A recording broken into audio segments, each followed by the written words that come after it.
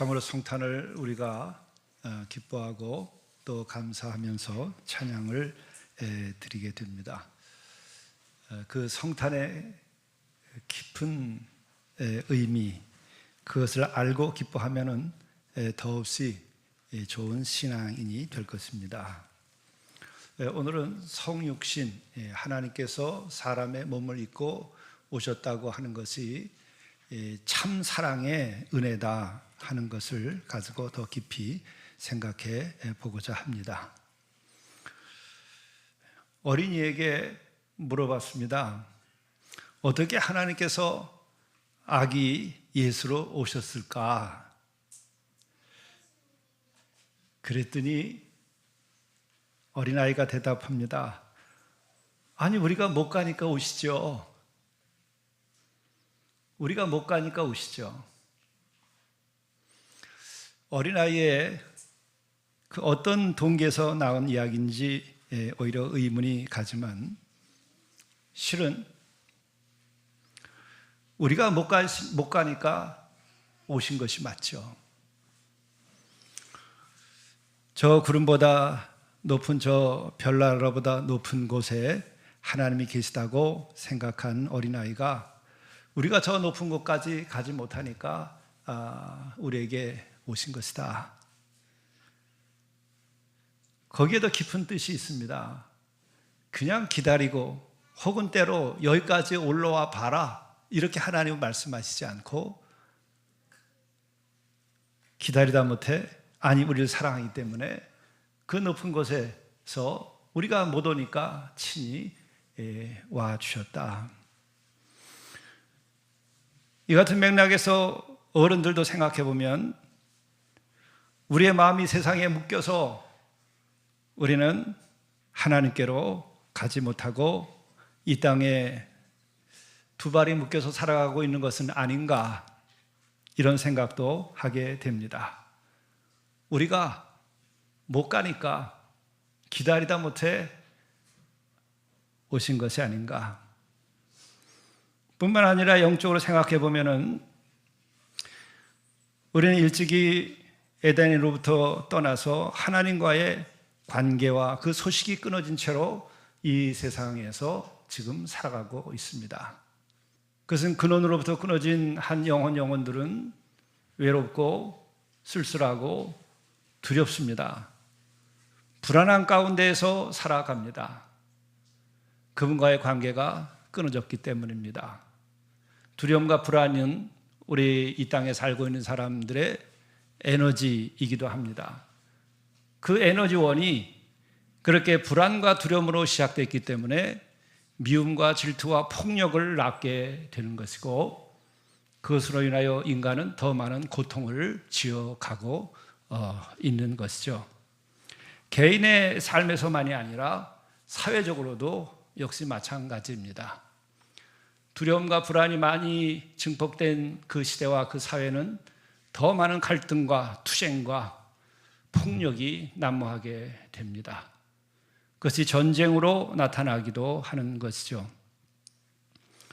바로 이와 같은 것은 인간의 영혼의 문제가 모든 문제의 근원이라고 하는 것을 말해주는 것이고 또 이 같은 면에서 이 영적인 문제를 해결할 수 있는 길은 오직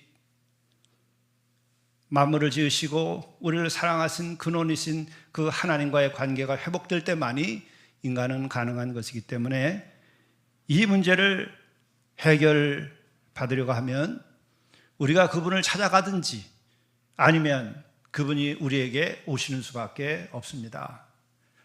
그런데 창세 이래로 지금까지 인간은 건널 수 없는 하나님께 대한 두려움과 또 인간이 가지고 있는 죄와 그 어떤 탐욕과 어둠 때문에 우리는 그 강을 건너 하나님께로 가서 에덴을 회복하지 못하는 이런 좌절 속에 있는 것이 아닌가 생각이 듭니다.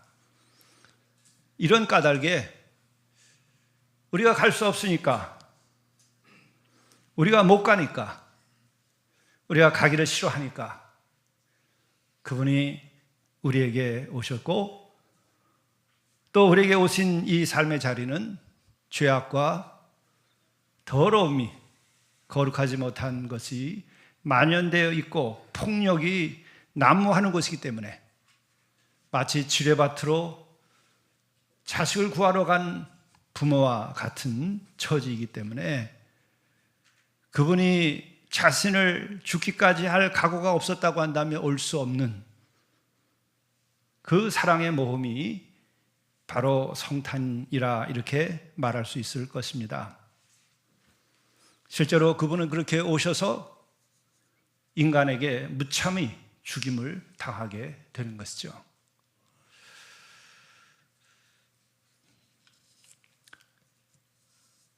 실로 그러한 까닭에 그분이 우리에게 오신다고 하는 것은 얼마나 큰 은혜이고 기쁨이고 사랑인가 하는 것을 다시 한번 생각하게 되면서 감사와 영광을 드리게 됩니다.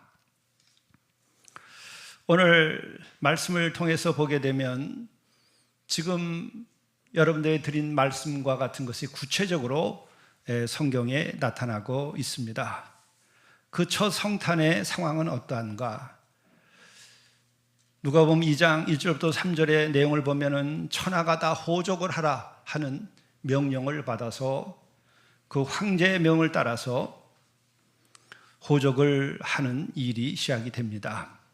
이 호적을 하라고 하니까 전쟁도 아닌 일상의 상황에서 그 로마의 전체 판도가 특별히 유대 땅 이쪽 지역에서 지금 다 집을 떠나고 다시 고향으로 찾아가는 이런 혼잡스러운 일이 벌어지게 됩니다.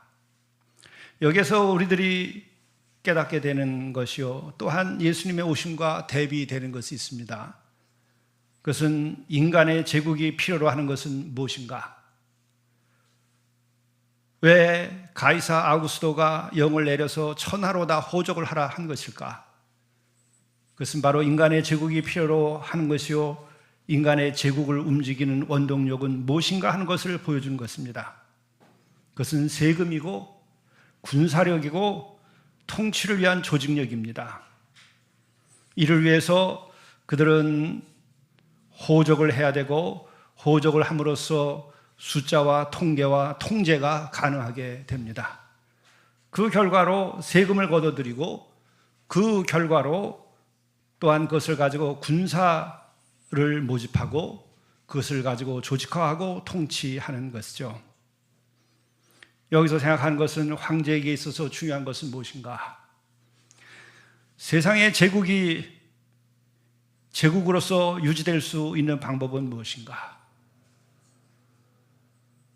그것은 돈과 그리고 군사력과 그리고 권위적인 통치와 조직이 아닌가 생각하게 됩니다. 이것을 법으로 만들어서 인간을 통제하는 것이 인간 제국의 실상이라 할 것입니다. 이러한 구조 아래서 인간은 어떻게 취급이 되는가? 인간은 한 인격, 한 이름으로 불려지지 않습니다. 숫자고 통계에 지나지 않습니다. 그 숫자와 통계로서 그들은 세금을 내고 또한 재력을 갖추고 군사력을 유지하고 그리고 그것을 가지고 또다시 다른 민족이나 나라를 침략하고 지배하고 약탈하는 일을 계속해 오는 것이죠. 이것을 보게 되면 인간의 역사라고 하는 것은 죄악의 역사라고 하는 말에서 한 발짝도 벗어날 수 없습니다. 어렸을 때의 생각이 납니다.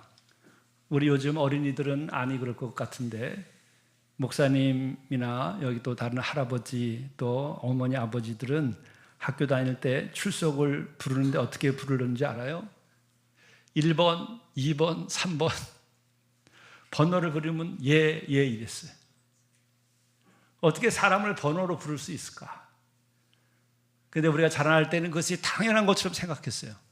인간에게 번호가 매겨지는 거예요. 이름조차도 붙이기가 어려운 것이 인간인데 그 인간에게 이름을 붙여놓은 것만이 아니라 번호를 붙여가지고 가르치는 자리에서도 1번, 2번, 3번, 4번을 불렀습니다. 어린 시절에는 그 번호를 부르는데 깜빡해가지고 아이들이랑 얘기하다가 대답을 못하면은 따귀를 맞았어요. 이 과정을 통해서 인간의 제국은 하나님이 지어주신 하나님의 형상대로 지음받은 한 인격체가, 한 영혼이 국민으로서 길들여지게 되었던 것이 아닌가 생각됩니다. 이것은 우리나라가 식민지 백성으로 살았기 때문만이 아닙니다. 이 땅에 살던 사람들의 3분의 1 정도가 종으로 살았기 때문만도 아닙니다.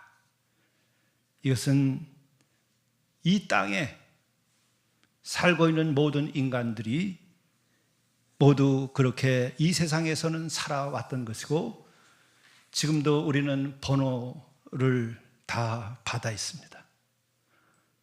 앞으로 더 무서운 사회가 되면 모든 사람들은 그 신체에 번호가 매겨진다고 하는 것이죠. 인간은 한 권력자에 의해서 통제되고 사용되게 된다는 것이죠. 그것은 인간의 제국을 넘어서 이제 악마의 제국으로 가는 길이고, 하나님의 나라, 그것은 그 번호를 지우고 이름조차도 넘어서서 한 영혼을 진정으로 구원하고 사랑하는 그 세계가 하나님의 나라, 곧 하나님의 통치라고 하는 것입니다. 우리는 예수 그리스도께서 오신 인간의 역사적 상황이 얼마나 절묘한지를 우리는 새삼 생각하게 됩니다. 그 하나님의 나라를 가슴에 품고 온 그 아기 예수는 인간의 제국의 상황이 어떠한 때에 오신 것일까?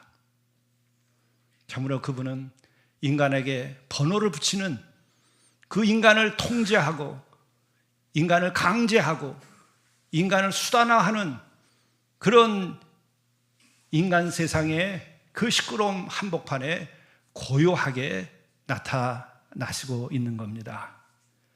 그렇기 때문에 예수께서 오시는 그 자체가 계시라고 우리는 여태까지 말해온 것입니다. 예수님께서 오시는 그 모습 자체가 메시지라고 하는 것입니다. 그것이 진리라고 하는 것입니다. 그래서 우리는 기쁘다 구주 오셨네를 노래해 왔던 것이죠. 그리고 또 그분이 오신 자리가 어디인지는 우리가 너무도 잘 압니다. 그것은 지식의 대상이 아니라 우리의 묵상으로 생각해야 됩니다. 예수께서 오신 것은 바로 궁전이 아니고 여관도 없이 갈 곳이 없어서 그분이 태어나는 곳은 마구간이었습니다. 인간의 삶의 자리에 그 하나님이 발을 디딜 자리가 없었던 것입니다. 그래서 짐승이 기거하고 먹고 자는 그 마구간으로 오실 수밖에 없었다. 이것을 묵상해야 됩니다. 참사랑, 진정한 진리, 그 사람의 마음을 가지고 오는 그분, 하나님께서 본래 우리에게 주었던 그 마음을 가지고 나타나는 그분은 인간의 삶의 자리에 발을 붙일 곳이 없었다는 것입니다. 오늘 어떻습니까? 그 예수의 마음으로 우리가 산다고 한다면 여러분, 우리가 사는 이 세상에서 발 붙일 곳이 있을까요? 생존하려고 하면 여러분 어때야 됩니까? 죄송하지만 짐승처럼 되지 않고서 생존할 수 있을까요? 짐승처럼 우리가 되지 않고서 나라를 지킬 수 있을까요? 그렇게 되지 않고 내 가정을 지킬 수 있을까요? 무서운 일이 진행되고 있는 것입니다. 아이들에게 진정으로 양보하고 또 사랑하고 다퉜어도 화해하라고 하는 그 작은 것 하나조차 아이들에게 말하기가 어렵습니다. 그렇게 돼서 세상을 아이가 살아갈 수 있을까? 그렇다고 나가서 싸우라고 말할 수도 없는 것이죠. 인간사가 지금 이런 상태에 머물러 있다고 하는 것입니다. 사람의 마음을 가지고 사람 세상에 차리할 곳이, 발붙일 곳이 참으로 어려워지는 세상이 되었습니다. 정직하고 진실하고 이해할 것은 이해하고 아니할 것은 아니하게 이렇게 단순하게 살아가기가 너무도 어려운 시대가 되어버렸습니다. 예수님께서 오신 그 2000년 전에도 그랬다고 하는 것입니다. 발붙일 곳이 없어서 예수께서는 그 마국간으로 오셔야만 됐고 또 마국간에서 말구에 누이게 됩니다.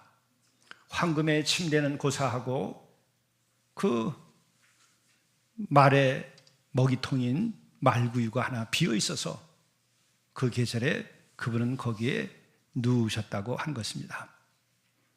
또 여기서 주는 그 의미라고 하는 것은 그분은 이렇게 낮은 곳으로 왔다고 하는 것을 말하는 것이죠. 왕궁으로 오지 아니했고 황금의 침대에서 태어나지 않았다는 것입니다. 이것이 우리에게 주는 강한 메시지가 있습니다. 너희들도 그 집착에서 자유케 되어야 한다. 너희가 진정 너희들의 삶을 온전히 성취하고 진정으로 행복하고 거룩하게 한 번뿐인 이 생을 아름답게 살기 위해서는 너희들도 거기에서 자유케 되어야 한다고 하는 것을 이 성탄절에는 우리에게 말씀하시는 것입니다. 마틴 루터도 종교개혁자로서 그가 한 이야기 중에 그런 말이 나옵니다. 하나님은 인간이 올라오기를 기다리지 않고 인간이 있는 자리로 내려오셨다. 낮은 곳으로 그렇게 오셨다. 이것이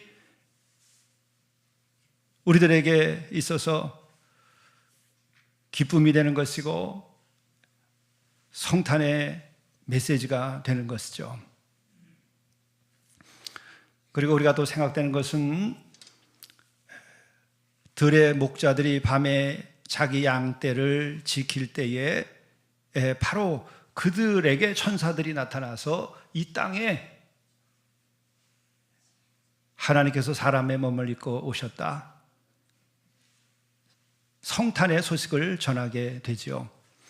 우리는 어려서부터 이 얘기를 들으면서 어린 양을 생각하고 또 밤새 그 양 곁에서 별이 깜빡이는 그 밤에 목자들이 그 함께 지내는 그걸 생각하면서 참으로 낭만적인 농촌의 어떤 모습 이런 것을 생각하게 되었습니다. 그러나 우리가 그 뚜껑을 열어보게 되면은 낭만의 자리가 결코 아닙니다. 심한 노동을 하면서 살아가야만 했던 사람들이 당시의 목자입니다. 그리고 그 목자는 농민보다도 더 아래층에 속하는 대접을 받았습니다. 농민들은 자기의 터가 있습니다. 농사지을 땅이 있어요. 예나 지금이나 땅은 우리의 삶의 세상에서는 기초가 되는 것이죠. 가진 자는 곧 땅을 가졌다는 말을 해왔던 거예요. 목자들에게는 그 땅이 없습니다. 농민들에게는 땅이 있지만, 그런데 이 목자라고 하는 것은 농민들보다도 더 어려운 삶의 조건 아래에 있고 그들은 자신들에게 맡겨진 그 양을 지키기 위해서 고된 노동을 해야만 했던 부류 중에 하나입니다. 천사들이 바로 그들을 찾아가서 아기 예수가 오셨다, 주님이 오셨다고 기쁜 소식을 전한 것입니다. 왜 그랬을까? 그들에게는 기다림이 있었던 것이죠. 이 세상에 많은 일들로 인하여 바쁜 사람들, 이 세상에 그 권력을 유지하기 위하여서 권모와 술수를 쓰려고 밤낮에 정신이 없는 사람들, 또 자신들의 이익을 위하여서 수없이 많은 경쟁과 투쟁과 활동하는 그런 사람들에게는 지금 돈이 필요하고 권력이 필요하고 내가 지배하고 관리할 그 사람들에 대한 관심이 있지, 내 한 영혼이 구원함을 받고 내 영혼이 이 고통에서 벗어나기를 원하고 내 영혼이 이 천지 만물을 주신 그분을 그리워하는 그런 마음을 가질 시간이 없고 생각이 없습니다. 예나 지금이나 똑같습니다. 좀 더 목자들의 상황을 얘기하면 목자라고 하는 것은 천한 직업이었습니다. 어느 정도냐? 법정에서 증언할 자격이 없어요.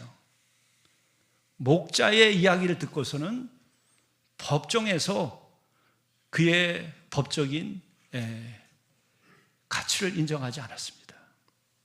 그들은 또 사실 제사를 지낼 때에 양의 껍질을 벗기고 또 그 피를 만집니다. 그것은 참으로 제사를 지내는 사람들에게 귀한 일들이죠. 그러나 진정 그것을 가지고 제물을 바치고 그것을 가지고 제를 올리는 제사장들은 그 피를 만진 그들을 향하여 불결하다고 했습니다. 그렇기 때문에 그들은 정결하지 못한 사람들로 취급되었던 겁니다. 이 땅에서 조선조 시대에 백정이 없었다고 한다면 우리가 양반들이 임금님이나 궁궐에서 고기를 먹고 제대로 살 수 있었을까? 그들은 그렇게 해서 호의호식을 하고 육식을 먹고 살면서도 소를 잡는 이들을 백정이라 하여서 차별했던 것입니다. 이것이 인간이 사는 세상의 실상이에요. 자기가 손대기가 싫은 어려운 일들을 맡겨놓고 그들을 천대합니다. 내가 하기 싫은 일, 어려운 일들을 하기 때문에 고맙다고 하는 마음을 가져야 할 것이 논리적으로도 당연한데 인간은 그렇게 이성과 논리를 얘기하면서도 이성적이지 않고 논리적이지 않습니다. 자신의 이익이 더 앞서는 것이죠. 이기심이 더 앞서는 것입니다. 인간은 죄악 세상이라고 그래서 말하는 것이고,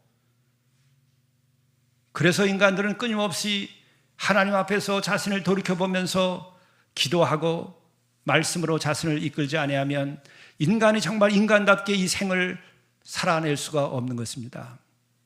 사는 것만큼 죄악을 쌓고 사는 것만큼 자신이 추해지는 것이 하나님 없는 인간들, 예배를 드리지 않는 인간들, 하나님의 말씀과 기도하지 않고 회개하지 않는 인간들의 실상이 아닌가 생각이 됩니다.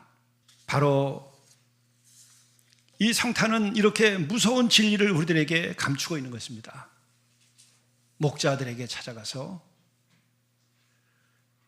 메시아가 오셨음을 알립니다. 천사들이 예수 그리스도의 탄생을 이 목자들에게 알릴 때에 그들의 반응이 대단히 중요합니다. 무서워하였다는 것이에요. 이것은 거룩한 두려움을 말하는 것이에요. 뻔뻔한 사람들, 그런 사람들은 두려워하지 않습니다.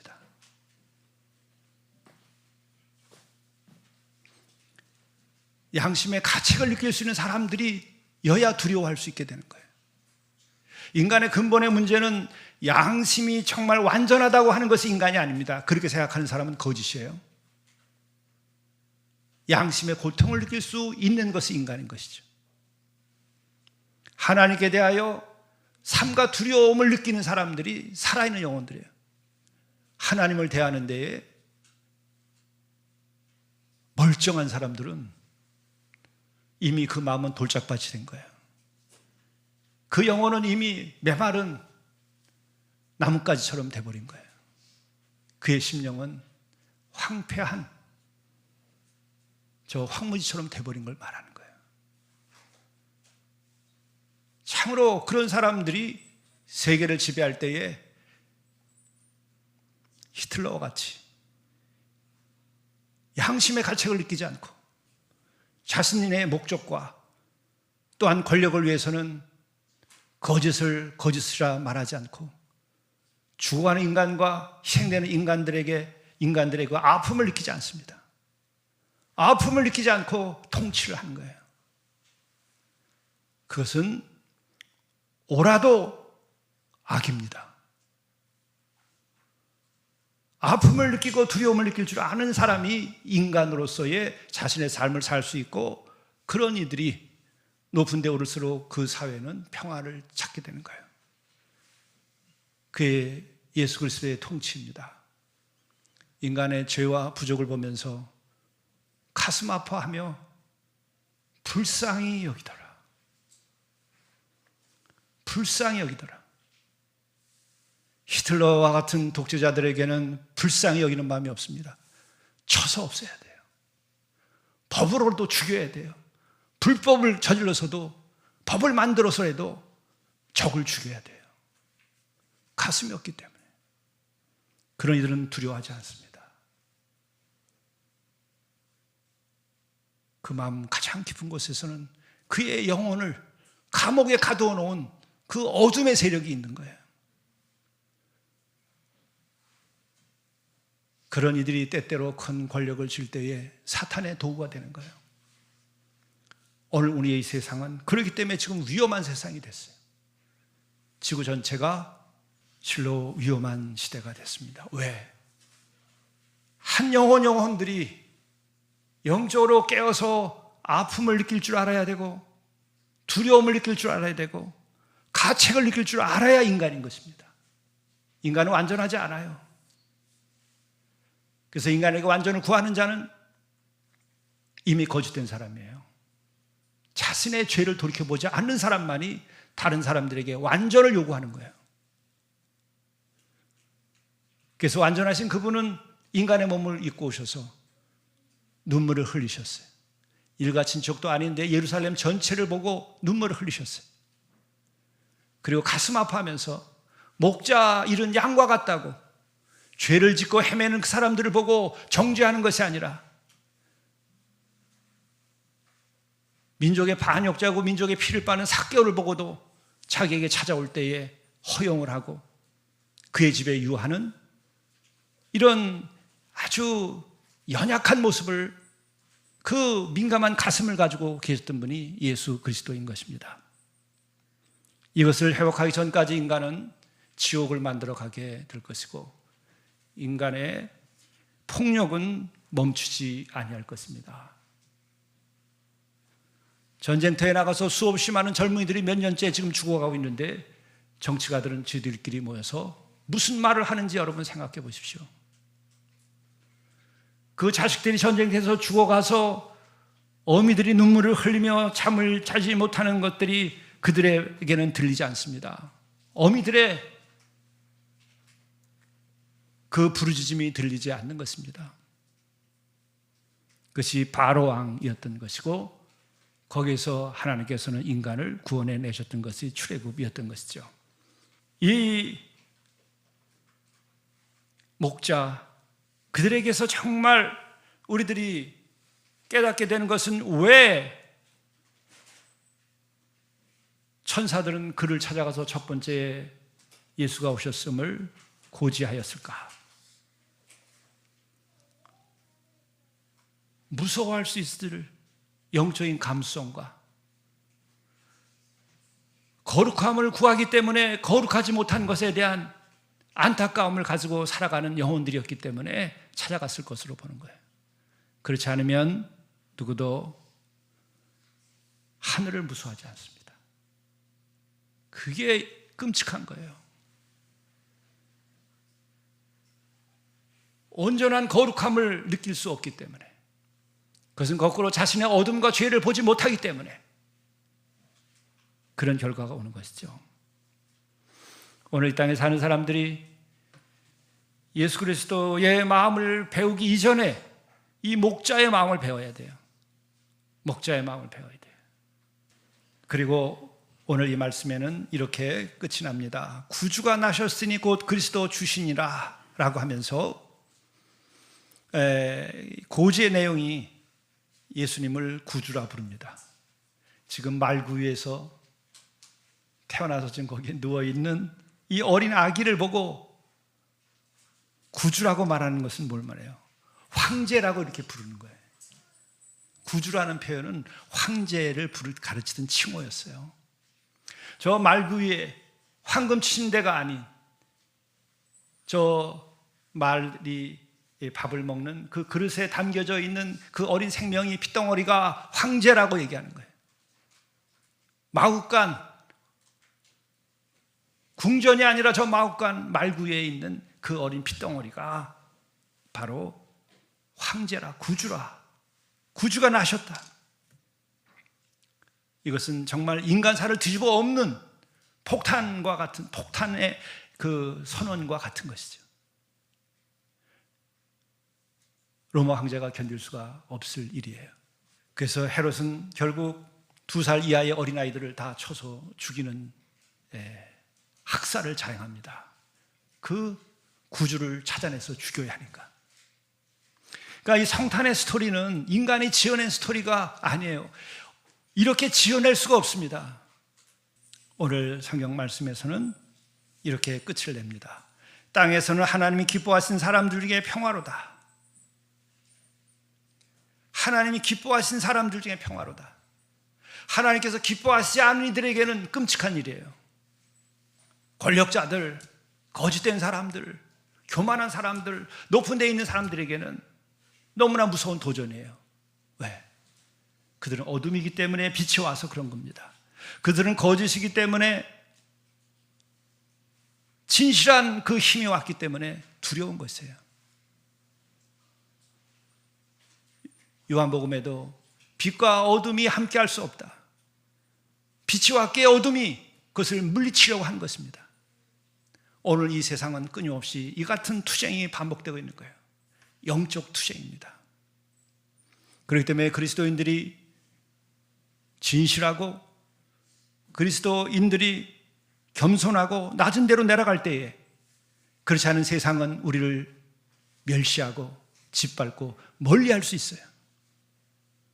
의인으로서의 삶에 대한 그 고난과 손가락질에 대해서 두려워할 일이 아니에요. 예수께서 이미 그와 같은 길을 보여주셨고, 그것이 하나님께서 기뻐하시는 것이요, 또한 그런 이들이 하나님이 기뻐하신 사람들이에요. 목자들, 천사에 대하여 두려워하는 사람들, 그 거룩함에 대한 갈망이 있으면서 동시에 거룩하지 못한 것 때문에 그 영혼의 갈망이 있는 그 목자들과 같은 이들, 하나님이 기뻐하신 사람들, 그런 이들은 주가 오시기를 기다리는 거예요. 오시옵소서, 오시옵소서. 권력자들, 이 세상에 죄와 물질에 취한 사람들은 오시기를 원치 않아요. 머리 둘 것도 없이 살아가라고 하는 그 자유로운 그 영혼이 이 땅에 오면 안 돼요. 하나님 기뻐하신 영혼은 그렇게 완전한 것이 아니라, 인간은 완전할 수 없음을 알고 스스로 양심의 가책과 두려움을 가지고 이렇게 영적 감성을 가지고 살아간 사람들, 죄는 죄로인 것을, 죄인 것을 알고 선은 선인 것을 아는 그런 영적인 감성이 살아있는 이들, 그래서 주님이 오시기를 바라는 그 거룩한 갈망을 가진 사람들, 잠잠히 그 영혼이 주를 바라는 그런 사람들, 이렇게 낮은 곳으로 오시는 예수를 갖다가 마음에 모실 수 있는 그 사람들, 그들에게 평화로다. 평화는 그때로부터 지금까지 그런 이들에게 임하지 모든 사람에게 평화가 임하는 것은 아닙니다. 그러나 전쟁 중에도 또 박해를 받으며 순교를 당하는 그 상황 속에서도 이러한 영혼들은 평화로다. 죽음이 그를 삼키지 못했어요. 폭력이 그를 삼키지 못했어요. 세상의 멸시와 천대와 때로는 학대가 이들의 평화를 깨뜨릴 수 없었어요. 내가 주는 평화는 세상에 주는 평화와 다르다. 내가 너희들에게 평화를 준다. 우리는 그 무기, 그 샬롬, 이것을 가지고 살아가는 사람들이 되어야 합니다. 아기 예수를 우리의 마음에 모실 때에 우리는 그것으로서 이 힘이 생기는 것이죠. 그것으로서 그 진리가 우리의 한 부분이 되는 것이에요. 그래서 우리는 예수를 영접하는 것입니다. 예수를 알고 분석하는 것이 결코 아니에요. 그런 이들은 예수님과 점점 더 먼 곳으로 가요. 그래서 신앙은 지식이 아니라 주님을 영접하는 것이에요. 그럴 때 주님께서 우리 안에 함께 하시면서 우리를 가장 하나님께서 기뻐하는 자로서 마음의 평강과 그리고 모든 사람들에 대한 연민과 사랑을 가지고 살아갈 수 있게 되는 거예요. 이를 위하여서 먼저 내 자신을 사랑하게 되는 거예요. 생명을 주신 내 자신을 귀하게 여기고 그래서 함부로 할 수 없이 한 영혼으로서 거룩하게 살기를 원하고 주님처럼 사랑을 실천하고 사랑으로 내 삶을 만들어 가기를 원하는 것이에요. 이런 이들이 모였을 때에 그 땅에 평화가 임하고 그 땅에 하나님의 은혜가 임하는 것입니다. 이 같은 은총이 여러분의 영혼에, 여러분의 가정과 이 땅에 임하기를 간절히 축원합니다. 기도하시겠습니다. 기쁘다 구주 오셨네. 이 한마디 말씀을 우리가 마음에 새길 때에 참으로 우리에게 이 낮은 곳으로 오신 주님, 말씀만 하시지 않고 기다리지만 하지 않고 친히 이 낮고 낮은 인간의 몸으로 나타나셔서 더 구체적으로 우리의 죄를 씻어주시고 또한 그 몸으로 대속의 제물까지 삼아주셔서 우리로 하여금 진리와 구원을 얻게 하신 것을 감사하나이다. 그것으로 우리 안에 평강이 임하고 세상에 평화가 만들어질 수 있도록 인도하여 주옵소서. 우리가 진정 그리스도와 같은 그 참 사랑의 세계를 간구하며 그 평화를 만들어가며 살아갈 수 있도록 이 성탄을, 이 계절을 축복하시고 먼저 주를 믿고 살아가는 우리의 모든 성도들에게 그 같은 그리스도의 샬롬의 능력과 힘과 또 그 기쁨이 충만하게 되도록 인도해 주옵소서. 예수 그리스도의 이름으로 간절히 기도드리옵나이다. 아멘.